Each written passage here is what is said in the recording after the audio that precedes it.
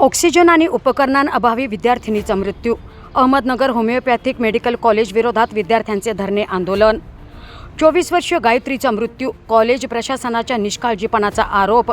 Oxygen अत्यावश्यक उपकरणाअभावी जीव गेला. विद्यार्थ्यांचा संताप. कॉलेज विरोधात आंदोलन. अहिल्यानगरमध्ये मेडिकल कॉलेज प्रशासनाच्या निष्काळजीपणाचा गंभीर आरोप समोर आलाय. सावेडी रोडवरील अहमदनगर होमिओपॅथिक मेडिकल कॉलेजमध्ये ऑक्सिजन आणि आवश्यक वैद्यकीय उपकरणांची उपलब्धता नसल्याने 24 वर्षीय विद्यार्थिनी गायत्री अवताडे राहणार नेवासा हिचा 2 दिवसांपूर्वी मृत्यू झाल्याचा आरोप विद्यार्थ्यांनी केलाय. या घटनेनंतर संतप्त विद्यार्थ्यांनी आज 20 ऑगस्ट रोजी कॉलेज प्रशासनाविरोधात धरणे आंदोलन छेडले. कॉलेजमध्ये आवश्यक ऑक्सिजन आणि मेडिकल उपकरणे उपलब्ध नसल्यामुळेच ही दुर्दैवी घटना घडल्याचा विद्यार्थ्यांचा आरोप आहे. गायत्रीच्या मृत्यूला जबाबदार कोण?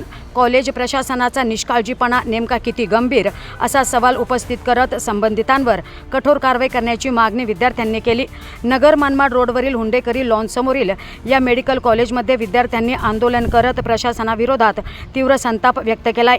आता या प्रकरणाची चौकशी होऊन गायत्रीच्या मृत्यूला नेमकं कोण जबाबदार आहे हे स्पष्ट होणार का, याकडे सर्वांचंच लक्ष लागले. प्रतिनिधी राणी कासलीवाल, डिजिटल अहिल्यानगर.